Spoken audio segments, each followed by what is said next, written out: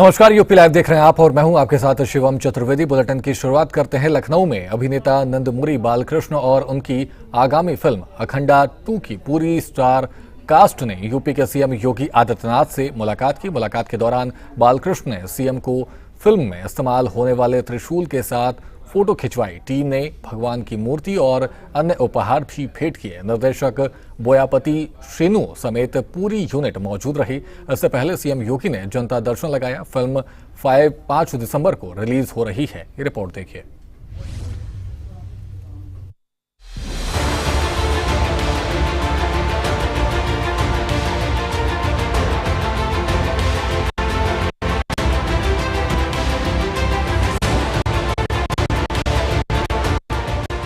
लखनऊ में सीएम आवास पर तेलुगु सुपरस्टार नंदमुरी के नेतृत्व में अखंडा 2 की पूरी स्टार कास्ट पहुंची। पहली अखंडा की जबरदस्त सफलता के बाद सीक्वल को लेकर फैंस में खा है। मुलाकात के दौरान बालकृष्ण ने सीएम योगी के साथ फिल्म का मुख्य हथियार त्रिशूल लेकर तस्वीर खिंचवाई। टीम ने सीएम को भगवान की मूर्ति और अन्य उपहार भेंट किए।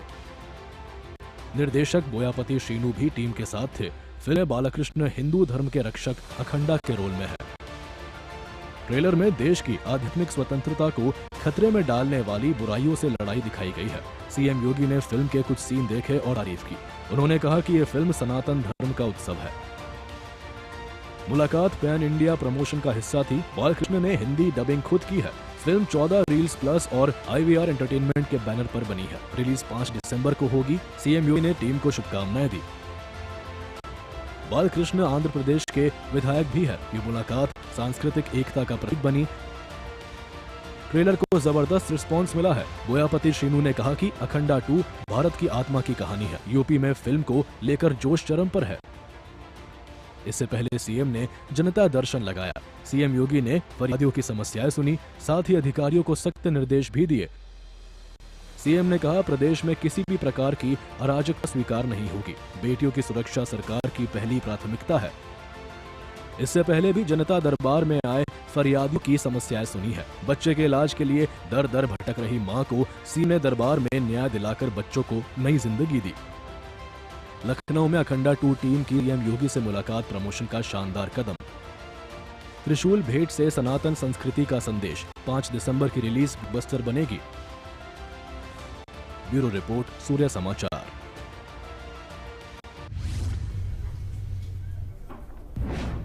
वहीं संभल में 2024 दंगे के 1 साल पूरे होने पर सुरक्षा व्यवस्था तेज कर दी गई है। शहर को 16 सेक्टरों में बांटा गया है। चेक पॉइंट्स लगाए गए हैं। पुलिस चौकियों पर त्रिस्तरीय व्यवस्था लागू। एसपी कृष्ण कुमार बिश्नोई ने कहा कि जिले में संदिग्ध विरोधी गतिविधियां सक्रिय हैं। बांग्लादेशी और रोहिंग्या घुसपैठियां हो रही हैं, जिनकी नागरिकता जांच हो रही है। डीएम राजेंद्र पेंसिया ने कहा कि किसी भी अतिक्रमण को बर्दाश्त नहीं किया जाएगा। ऑपरेशन सुरक्षा कवच से हाई अलर्ट पर है। ये रिपोर्ट देखिए।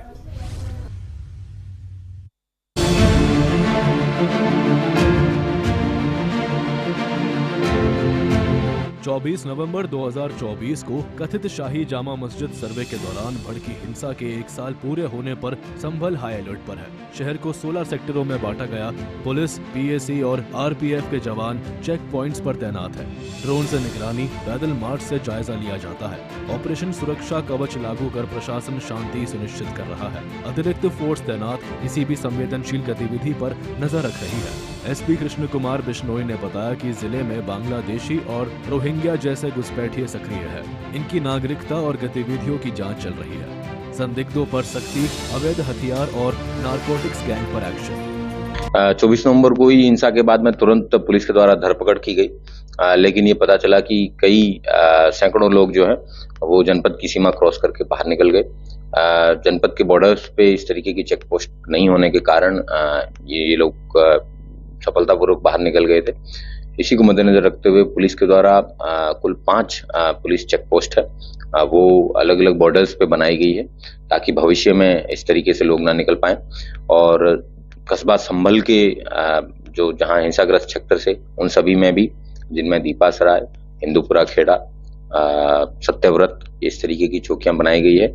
और कस्बे के बाहर बॉर्डर पे भी भोलेश्वर, देपा और इस तरीके की चौकियां बनाई गई है। और जनपद के बॉर्डर पे भी चौकियां बनाई गई है। तो इस तरीके से त्रिस्तरीय ये एक सुरक्षा का प्लान है वो बनाया गया है और उन सभी पे नजर रखने के लिए कैमरे भी इंस्टॉल किए गए हैं। हर एक चेक पॉइंट पे भी कैमरे इंस्टॉल किए गए हैं, हर एक चौकी पे भी कैमरे इंस्टॉल किए गए हैं। उसके साथ साथ महत्वपूर्ण चौराहों पर वीडियो रिकॉर्डिंग और ऑडियो रिकॉर्डिंग के साथ में एक सेंट्रलाइज्ड सिस्टम बना के संभल कल की जो कंट्रोल रूम है ये चौकी सत्यव्रत एवं नगर निगम में और एडिशनल एसपी के कार्यालय के अंदर 3 जगहों पे इसका कमांड एंड कंट्रोल सेंटर है वो बनाया गया है। 24 नवंबर 2024 को विवादित धर्मस्थल हरिहर मंदिर जामा मस्जिद की सर्वे के दौरान हुई हिंसा में कुल 12 अभियोग पंजीकृत हुए थे। उन सभी 12 अभियोगों में कुल 133 लोगों को गिरफ्तार या चार्जशीट किया जा चुका है। इन सभी मामलों में ट्रायल है वो शुरू हो चुका है और अभी वर्तमान में गवाह परीक्षण किए जा रहे हैं। एक वांछित अपराधी जिसका नाम सारिक साटा है वो वर्तमान में पकड़ से बाहर है। बाकी सभी अपराधियों को गिरफ्तार करके जेल भेजा गया था। एक अपराधी मुल्ला अफरोज उसके ऊपर रासुका के तहत भी कार्रवाई की गई है। अन्य महत्वपूर्ण अपराधियों के खिलाफ जो रासुका की कार्रवाई है वो भी प्रचलित की जाएगी। सर पर भी कार्रवाई की जा रही है, ऐसे लोगों को भी चिन्हित किया गया है। जनपद में विभिन्न प्रकार की चेकिंग वर्तमान में चल रही हैं, जिसमें जो एक तो विदेशी नागरिक ऐसे जो इलीगल रूप से यहाँ रह रहे हैं, जिसमें रोहिंग्या, बांग्लादेशी और अन्य घुसपैठिए हैं, उन सब की भी जो वेरिफिकेशन है वो करवाया जा रहा है। उसके साथ साथ अन्य प्रदेशों से भी जो लोग आए हुए हैं, चाहे वो विभिन्न मदरसों, मस्जिदों या फिर अन्य किसी धार्मिक स्थल के अंदर पढ़ाने के लिए आए हुए हैं या फिर कोई सिक्योरिटी एजेंसीज के रूप में यहाँ कार्यरत हैं, उन सभी को हिदायत दी गई है कि वो उन सभी का अपना बैकग्राउंड वेरिफिकेशन करवाने के बाद ही ऐसे लोगों को एम्प्लॉय करें और पुलिस को इसकी सूचना जरूर दें। पुलिस के द्वारा सघन वेरिफिकेशन है वो जनपद संभल में करवाया जा रहा है। डीएम राजेंद्र पेंसिया ने रविवार रात आदेश जारी कर कहा कि अतिक्रमण बर्दाश्त नहीं है। मस्जिद क्षेत्र सहित संवेदनशील जगहों पर 3 टियर सिक्योरिटी है। जुमे की नमाज पर भी विशेष इंतजाम किया जाता है। 130 लोग गिरफ्तार किए हैं और ऑनरेबल कोर्ट में 100% की चार्जशीट पेश हो गई है और धीरे धीरे कुल 12 इसमें मुकदमे दर्ज हुए थे। तो सभी जो मुकदमे हैं उनका ट्रायल चल रहा है और जो अभियोजन की ओर से अपना कार्य पूरा किया जा रहा है। 87 हेक्टेयर से अधिक भूमि जो तालाब, चक्रोड़, खलिहान, खाद के गड्ढों, नवीन परती या सरकारी भूमि के रूप में थी, उसको हमने खाली कराया है और जितनी भी भूमि को खाली कराया है उसमें या तो नोटिस दिया गया है 15 डेज का या धारा 67 के अंतर्गत जो राजस्ववाद की कार्रवाई होती है उसके अंतर्गत भूमि को खाली करवाया गया। हिंसा पूर्व नियोजित थी 450 पन्नों की रिपोर्ट में साजिश का खुलासा हुआ। अब शांति बहाली पर फोकस है। पुलिस और प्रशासन का कहना है फोकस शांति व्यवस्था पर है। संभल दंगों की बरसी पर सुरक्षा कवच से शांति का किलेबंदी है। एसपी डीएम के निर्देश घुसपैठ और अतिक्रमण पर लगाम लगाए जा रहे हैं। जिला शांति का नया अध्याय लिखेगा। ब्यूरो रिपोर्ट, सूर्य समाचार।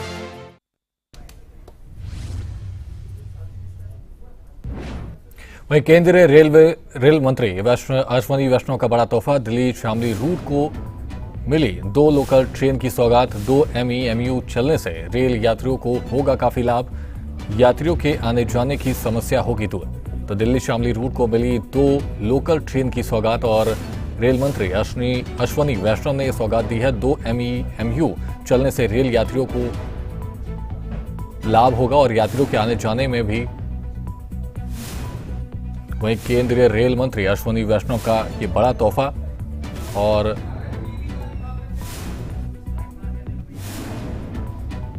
उत्तर प्रदेश के शामली और देश की राजधानी दिल्ली को जोड़ने के लिए इंडियन रेलवे की तरफ से सौगात दी गई है। ट्रेनें यानी कि जो लोकल ट्रेन यानी कि ऐसी ट्रेन जिसमें डेली पैसेंजर अप डाउन करते हैं उसकी है। इस ट्रेन की हम आपको तस्वीरें दिखा रहे हैं, एक्सक्लूसिव तस्वीरें इस ट्रेन की। खासियत हम आपको इस ट्रेन की बता दें, लोकल EMU ट्रेन है जो passenger daily up down Shamli और दिल्ली के बीच में करते हैं, फायदेमंद है। इस बार कुछ बदलाव इसमें किए गए हैं।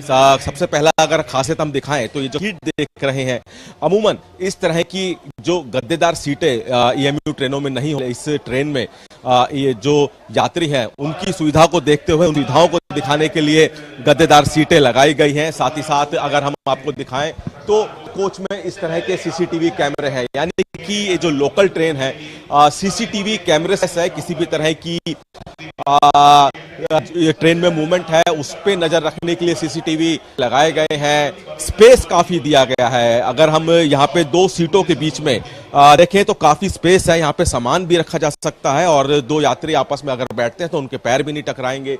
स्पेस ऊपर भी है जो कि लोकल ट्रेनों में, ईएमयू ट्रेनों में होता है, ट्रेन में सामान रखने के लिए।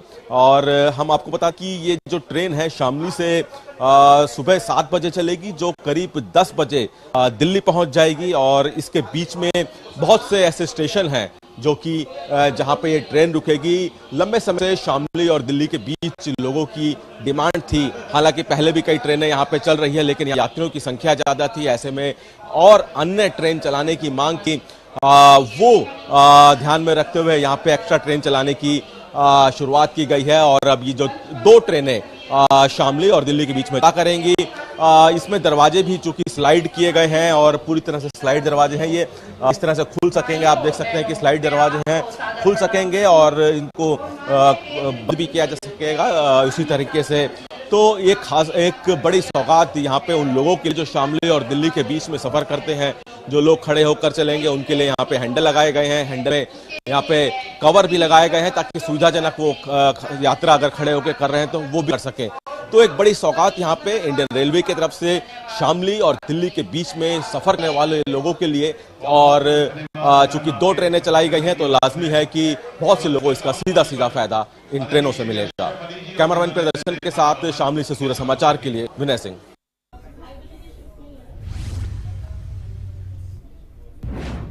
वहीं धर्मेंद्र के निधन पर प्रधानमंत्री मोदी ने जताया है दुख और धर्मेंद्र जी का निधन भारतीय सिनेमा के एक युग का अंत बताया है। अपनी भूमिकाओं से अनगिनत लोगों के दिलों को छुआ है और पीड़ित परिवार को पीएम मोदी ने सांत्वना दी है। तो धर्मेंद्र के निधन पर प्रधानमंत्री मोदी ने दुख जताया है। इस दौरान उन्होंने ट्वीट किया है और धर्मेंद्र जी का निधन भारतीय सिनेमा के एक युग का अंत बताया है। अपनी भूमिकाओं से अनगिनत दिलों को छुआ है और अपने ट्वीट के माध्यम से उन्होंने धर्मेंद्र जी का निधन भारतीय सिनेमा के एक युग का अंत है। वे एक प्रतिष्ठित फिल्मी हस्ती, एक अद्भुत अभिनेता थे जिन्होंने अपनी हर भूमिका में आकर्षण और गहराई भर जिस तरह से उन्होंने विविध भूमिकाएं निभाई उससे अनगिनत लोगों के दिलों को छुआ है। धर्मेंद्र जी अपनी सादगी, विनम्रता और गर्मजोशी के लिए। वहीं लखनऊ में दानिश अंसारी का अखिलेश यादव पर हमला है। सपा नेता पीएम मोदी पर टिप्पणी कर रहे हैं दानिश, ये बहुत अफसोस की बात है और प्रधानमंत्री मोदी ने देश को विकसित किया है, विकसित बना रहे हैं। बड़े अफसोस की बात है कि समाजवादी पार्टी के नेता इस तरीके की हल्की और व्यक्तिगत टिप्पणी प्रधानमंत्री नरेंद्र मोदी जी के ऊपर कर रहे हैं।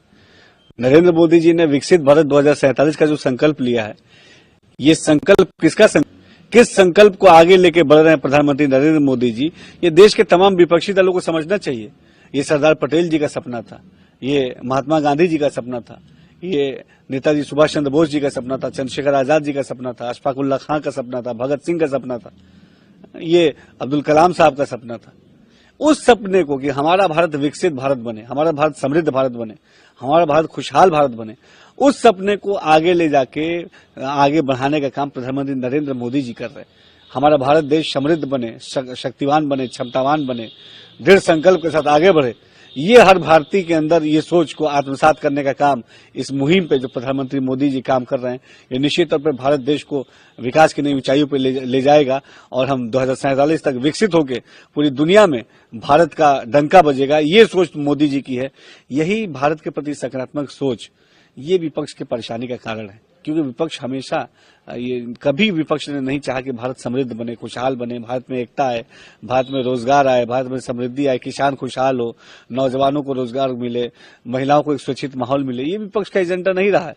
तो हर सकारात्मक एजेंडे के खिलाफ विपक्ष ने हमेशा अपनी बातें कही हैं, लेकिन मोदी जी के लीडरशिप में हम भारत को नई दिशा में आगे ले जाने के लिए संकल्पबद्ध हैं। प्रधानमंत्री नरेंद्र मोदी जी ने हमेशा देश के जो सांस्कृतिक विरासत है उस विरासत को आगे बढ़ाने के नियत के साथ काम किया है। साफ नियत के साथ समाज को सही दिशा में आगे ले जाना, यही प्रधानमंत्री नरेंद्र मोदी जी का लक्ष्य है। निश्चित तौर पे उत्तर प्रदेश की इस धरती को हमेशा प्रधानमंत्री नरेंद्र मोदी जी ने अपना स्नेह दिया है और अयोध्या की कल वो सरजमीन पर आ रहे हैं और देश के सांस्कृतिक विरासत को, देश की सांस्कृतिक धरोहर को नई ऊंचाइयों पर ले जाने के लिए निश्चित तौर पर प्रधानमंत्री मोदी जी ईमानदारी से काम कर रहे हैं।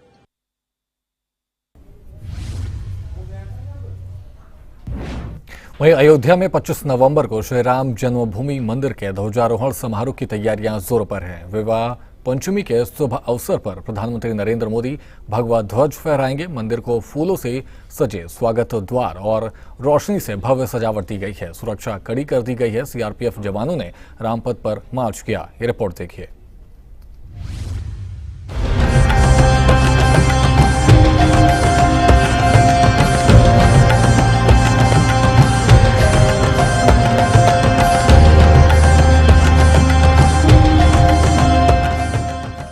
अयोध्या राम जन्मभूमि मंदिर में 25 नवंबर को ऐतिहासिक ध्वजारोहण समारोह होगा।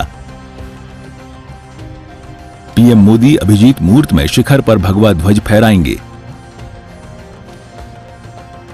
मंदिर परिसर को फूलों से सजे भव्य स्वागत द्वार, रंग बिरंगी रोशनी और सांस्कृतिक सजावट से सजाया गया है। सरयू घाट और रामपथ की सफाई और सौंदर्यीकरण का काम पूरा कर लिया गया है। This ceremony of unfurling the pataka over the shikhar of the temple actually is a kind of religious announcement to devotees of Lord Ram that the temple in all its description, including the outer security wall which is called Perkota, is complete in all respects. So it sort of calls every devotee to visit the place and offer prayer, which has been the dream of course, of last 500 years, the dream was in the sense that there was a degree of greater awareness that the Lord is not living in the temple, is not placed in the temple where he legitimately belonged. सुरक्षा के मद्देनजर Ayodhya high alert पर है। Delhi blast के बाद Bharat Nepal border से मंदिर तक सुरक्षा बढ़ाई गई। सीआरपीएफ के 100 अतिरिक्त जवान तैनात, एंटी ड्रोन सिस्टम और 10,000 सीसीटीवी चालू। रामपथ पर सीआरपीएफ ने मार्च किया। 50-60 चार्टर्ड प्लेन उतरेंगे। एयरपोर्ट पर वीआईपी लाउंज तैयार किया गया है। पीएम मोदी कल सुबह 11 बजे अयोध्या एयरपोर्ट पहुंचेंगे। हनुमानगढ़ी मंदिर दर्शन के बाद साकेत कॉलेज से राम जन्मभूमि तक रोड शो करेंगे। 108 आचार्यों द्वारा वैदिक अनुष्ठान होंगे। आरएसएस प्रमुख मोहन भागवत, सीएम योगी और संत महात्मा शिरकत करेंगे। वनवासी, दलित, किन्नर समुदायों को विशेष आमंत्रण दिया गया है। मंदिर परिसर में यज्ञशाला और वैदिक कार्यक्रम चल रहे हैं। आरोहण करने वाले हैं। गत 22 जनवरी 2024 को जब आदरणीय प्रधानमंत्री नरेंद्र मोदी जी ने अयोध्या धाम में प्रभु रामलला के मंदिर का लोकार्पण किया था, दुनिया सनातन संस्कृति को स्थापित होते देख रही थी। हजारों साल का संघर्ष पूरा हो रहा था और आज जब राम जन्मभूमि परिसर में विभिन्न विग्रहों की स्थापना के उपरांत, चाहे प्रभु रामलला के साथ लंका विजय के समय युद्ध क्षेत्र में या उनके सहयोग के लिए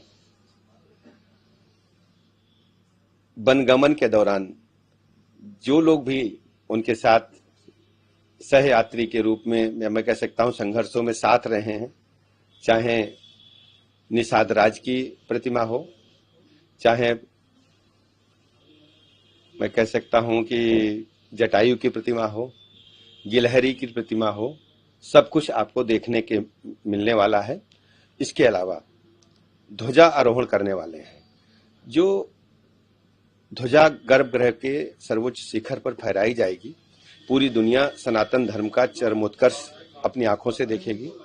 बड़ा दिन है हर राम भक्त के लिए, हर पूज्य साधु संत के लिए, हर राष्ट्रभक्त के लिए, हर कार सेवक के लिए, हर श्री राम जन्मभूमि आंदोलन के एक एक कार्यकर्ता और सिपाही के लिए। क्योंकि यह जो धर्म ध्वजा लगने जा रही है, यह जो करोड़ों राम भक्तों ने संघर्ष किया, लाखों राम भक्तों ने जो बलिदान दिया, उनके त्याग, तप, तपस्या, बलिदान का प्रतीक होगा और इससे पूरा देश अनंत काल तक गौरव की अनुभूति करेगा। और माननीय प्रधानमंत्री श्री नरेंद्र मोदी जी के नेतृत्व में अगर देश में सरकार नहीं बनती तो शायद रामलला के भव्य मंदिर का यह स्वरूप हम देख नहीं पाते। हम लोगों ने नारा लगाया था छोटी आयु से कि सौगंध राम की खाते हैं, मंदिर वहीं बनाएंगे, सौगंध राम की खाते हैं, मंदिर भव्य बनाएंगे।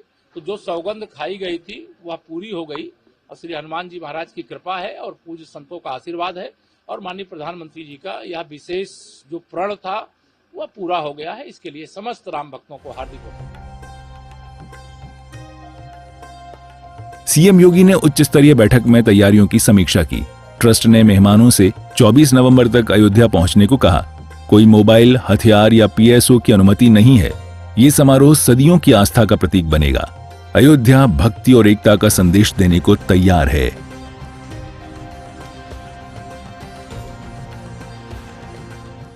अयोध्या में परम पूज्य संत महंत जितने भी हैं वो देश के प्रधानमंत्री नरेंद्र मोदी जी के स्वागत के लिए राम भक्त हों, देशवासी हों, सभी ही मोदी जी का स्वागत करेंगे।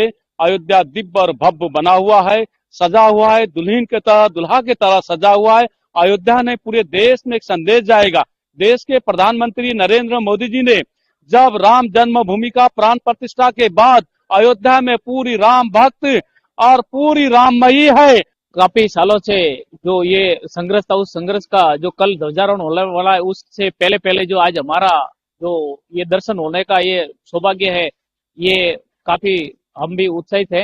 इसी के साथ में, इसी आशा के साथ में मोदी जी कल आ रहे हैं, उनके पहले ही हमें जो भी हमें मौका मिला है उनका हम भी बहुत बहुत आभारी हैं। यहाँ से अयोध्या में राम मंदिर ध्वजारोहण समारोह भक्ति का महाकुंभ बनेगा। फूलों, रोशनी की सजावट और कड़ी सुरक्षा से तैयारियां परिपूर्ण हैं।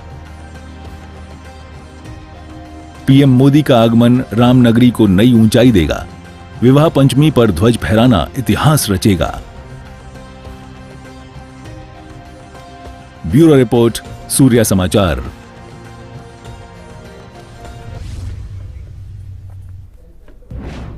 फिलहाल यूपी लाइव में इतना ही। आप बने रहिए सूर्या समाचार के साथ। नमस्कार।